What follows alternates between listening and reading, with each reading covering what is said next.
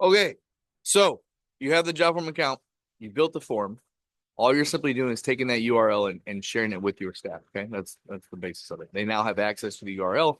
They can save it as a quick link on their bookmarks. They can save it as a icon on their desktop. I don't give a shit. But whatever way that keeps it in front of them to make sure they understand they have to do it. Now, let's get into the real nitty gritty of what can you do about it if someone doesn't adhere to what you're requesting or requiring. The scary part, right? The last thing I want you to do is say, well, do I got to fire everybody? The answer is no. Well, the answer is not yet. Okay, so that's something to consider. Let me get back to my iPad and we're going to talk about kind of what this is about. If you have accountability stuff in place now, amazing.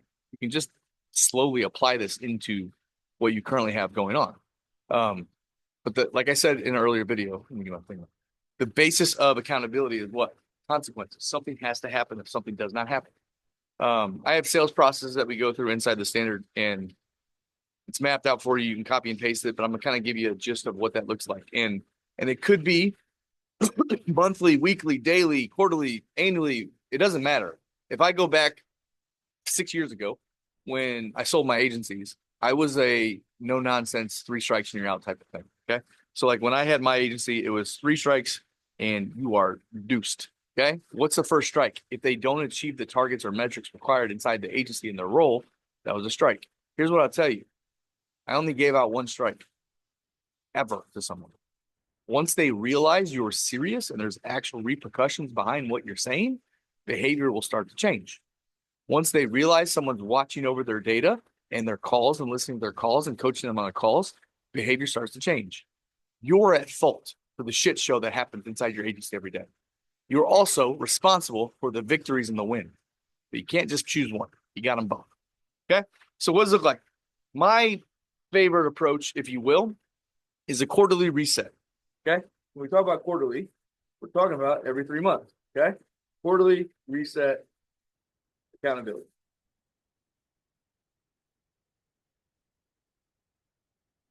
What does that mean?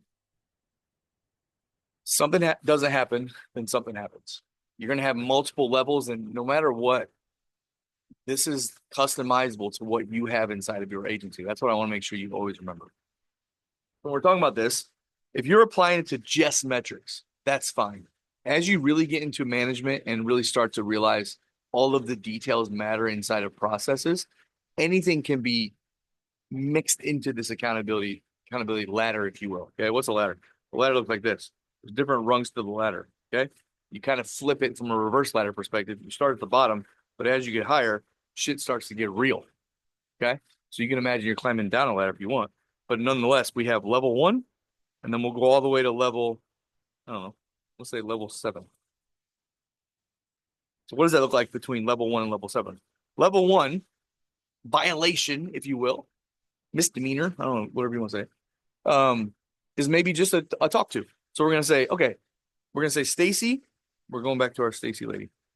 Stacy did not hit her metrics on Tuesday, January 2nd. Okay. Metrics were not hit. Not achieved. 2 out of 4. She only hit 1 out of 4. So because she just happened level 1 January 1st and first month of the quarter, she gets a verbal warning. We go to her and we say, hey, Stacy, what happened yesterday? I'm busy. Blah, blah, blah. Whatever the million of excuses that are coming out of Stacy's mouth. Okay, I hear you. We got to make sure it doesn't happen again. Just take this as your level 1 verbal warning. Okay. I don't want to get to level 2. So just course correct today and make sure that you understand that you must hit 2 out of 4 activity requirements. Let's say now Thursday comes. And today is Thursday, January 4th. Look at me doing the math. And now we have a metric problem again. She did not hit her metrics. So now we're at level 2. And what happens? Now she's getting a written warning about metrics. Stacy, unfortunately, 2 days ago, I told you what happened. You said you're going to course correct it. You did it on Wednesday, but we went right back into bad habits. You were on the phone for 42 total minutes out of 8 hours. Unfortunately, I cannot continue to allow that behavior. So here's your written warning. And the written warning is going to include what happens if we reach level 3. Okay, so level 3 is, we're going to make up something. Removal from, I don't know, maybe mailers are important inside your agency. Okay, removal from mailers. Stacy goes amazing and hits her metrics all the way until January 11th. I'm not even going to guess what day that is of the week. I mapped 2 days. I'm not going to map the rest. Because January 11th comes and she has her third metric problem. We're still in the first month.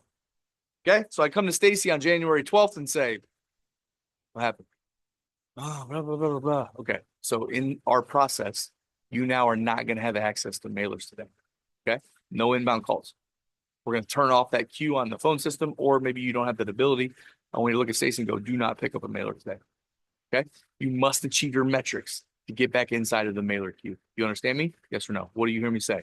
Make sure you're making sure they are receiving what you're laying down. Okay.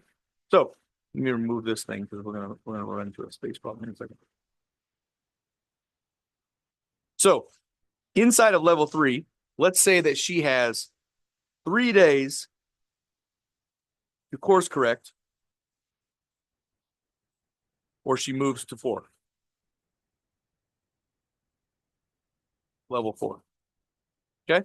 And what is level 4? Level 4 is 1% commission hit. Again, we're just making shit up right now. So Stacy, then let's say it's January 12th, Stacy achieves metrics. So January 13th comes and she's back on mailers. And let's say everything is peachy until February 7th. Again, we're in this first quarter. Okay. We're in the first quarter. We're still inside of the quarter. Remind you, in the quarter. So she just had a metrics missed day. Where are we in the cadence of accountability? Just because she hit her metrics doesn't mean she comes right back to 0. No, we're in the quarter. It doesn't restart in the middle of the quarter. We stay inside the cadence. So 4th issue happens. What happens? She just lost a percentage of commission. Okay. She didn't lose her percentage of commission in January. She just lost 1% of commission in February. So let's say in February, she achieves an 11% tier. She's only getting paid 10% unless she, F's around and finds out and loses another percentage point. So right now she lost a percentage. Let's say she course corrects herself all the way until February 27th. And it happens again. Stacy, what the hell? She now just lost another percentage because maybe that's going to be my level 5. Now, if she was at 10%, now she's 11%, now she's down to 9%. And what also happened? She just screwed herself for March too, because that's still in the same quarter. But let's just pretend she got all the way to April 1st with no more. We're going to restart back at 0. That's amazing. She only lost 2 percentage points. But again, it's not something you want to have happen again. Okay. Now let's pretend that she didn't course correct herself and she just was like the rest of your staff sometimes. And she got to level 6 and then she got all the way to level 7. So maybe at level 6, it's your final commission percentage hit plus a job in jeopardy letter. And then level 7 happens. She hits metrics.